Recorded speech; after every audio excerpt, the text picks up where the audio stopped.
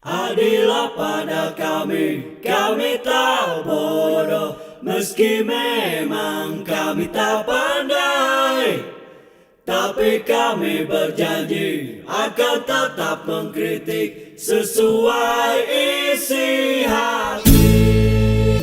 Hei penguasa, ini kami rakyat jelata. Engkau ada untuk siapa?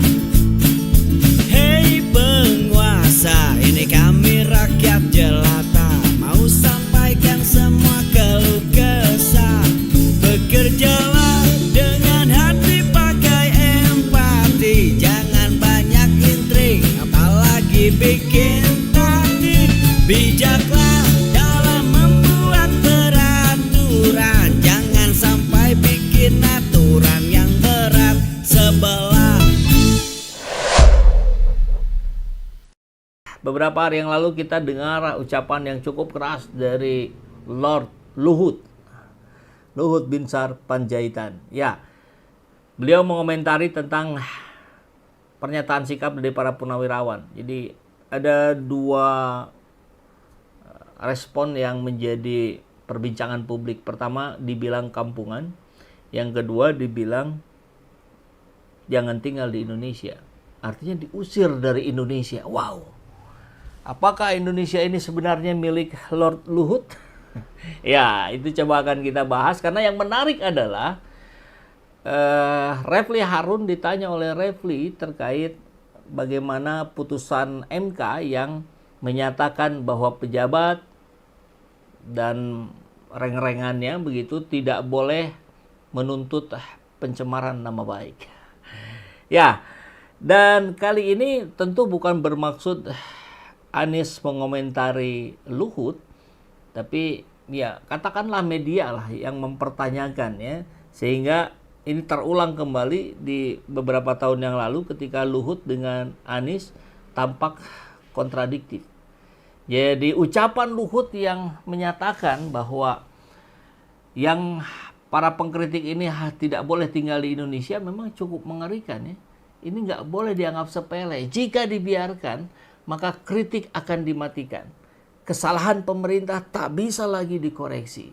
Dan demokrasi barangkali hanya tinggal nama. Ya, tonton analisis lengkapnya di video ini ya. Kita akan coba mengkaji. Anies titik 2. Bawa dulu deh bacanya ya. Luhut usir pengkritik dari Indonesia. Anies titik 2. Jangan buat orang takut mengkritik. Jadi ini betul-betul kontradiktif.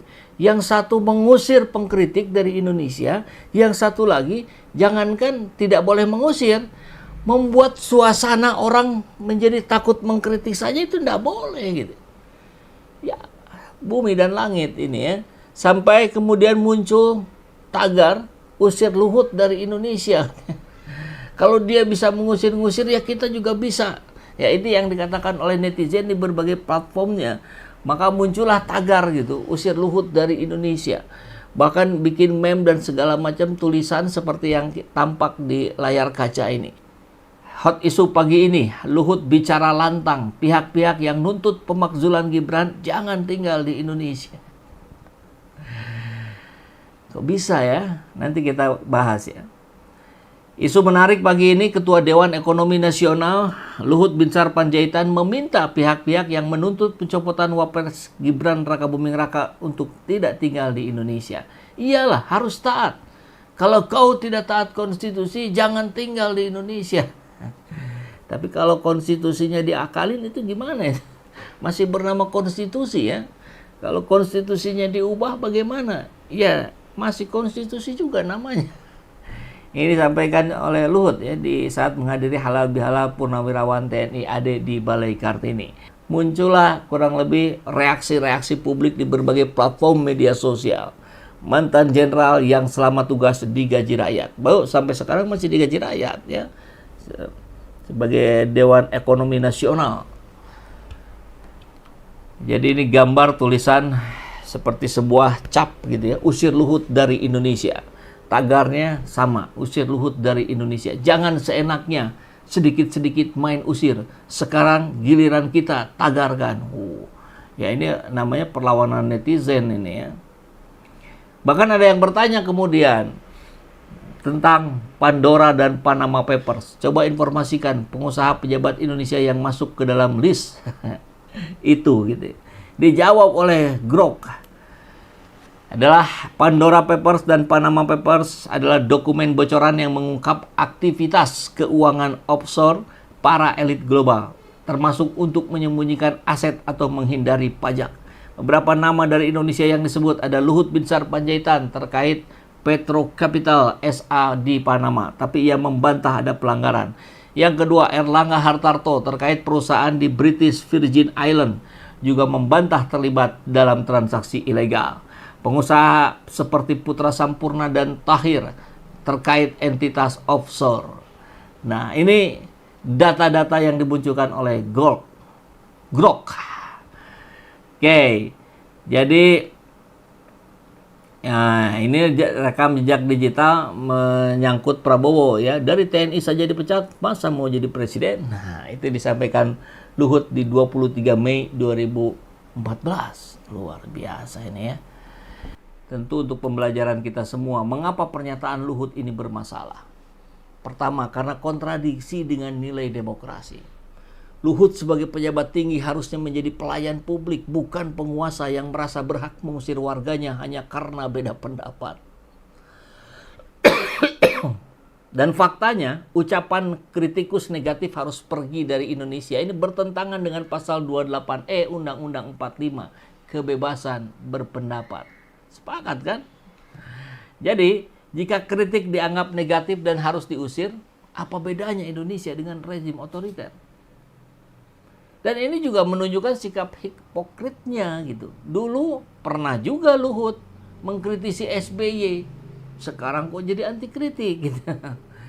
Ya, aktif mengkritik pemerintahan SBY termasuk isu korupsi dan kebijakan ekonomi. Tapi sekarang marah ketika dikritik.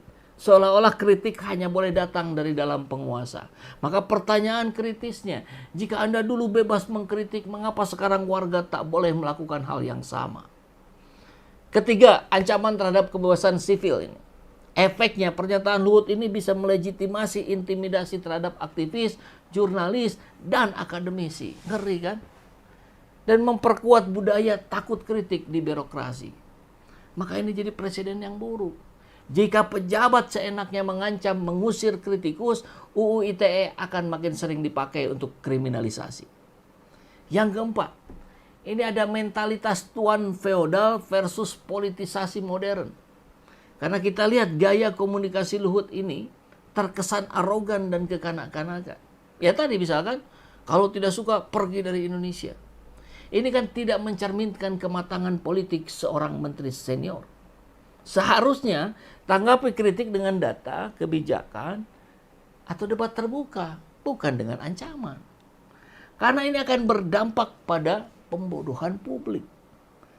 Rakyat akan diajarkan bahwa kritik sama dengan pengkhianatan, bukan bagian dari kontrol demokrasi. Dan akan terjadi degradasi akuntabilitas pemerintah. Jika kritik dibungkam, korupsi dan kebijakan yang gagal akan lebih mudah ditutupi. Dan terjadi polarisasi sosial, memperlebar jurang antara pemerintah dan rakyat. Ini yang mengerikan. Izin minum dulu ya. Maka kurang lebih kalau ada dialog imajiner, ya, Luhut barangkali bilang ini negara saya, kalau tidak suka minggat. Terus kemudian wartawan tanya, tapi Pak ini kan negara demokrasi. Luhut jawab lagi gitu, saya yang definisikan demokrasi di sini. Kan ngeri kalau begitu. Maka analisis ini tentu kita berfokus pada kritik kebijakan, bukan serangan pribadi. Ya. Dan ada bukti historis ketika Luhut sebagai kritikus eranya SBY, misalkan tentang kasus Hambalang, misalkan, kan juga bicara. Saat menjadi ketua tim pemberantasan mafia hukum, Luhut secara terbuka mendesak SBY mengusut tuntas korupsi proyek Hambalang. Nah pertanyaannya, ini uang rakyat yang dikorupsi, presiden harus tegas. Itu kan pernyataan dari Luhut. Sama juga terkait impor daging sapi. Mengkritik impor daging sapi SBY yang dinilai tidak pro petani lokal. Statement pedasnya, ini kebijakan yang salah, rakyat kecil jadi korban. Sumbernya ada di tempo.co 2014. Juga terkait konflik Freeport. Luhut mengecam negosiasi SBY dengan Freeport yang dianggap merugikan negara. Tuntutannya pemerintah jangan lemah terhadap korporasi asing. Sumber kompas.com 2014. Nah, ada kontradiksi kebijakan dulu versus sekarang.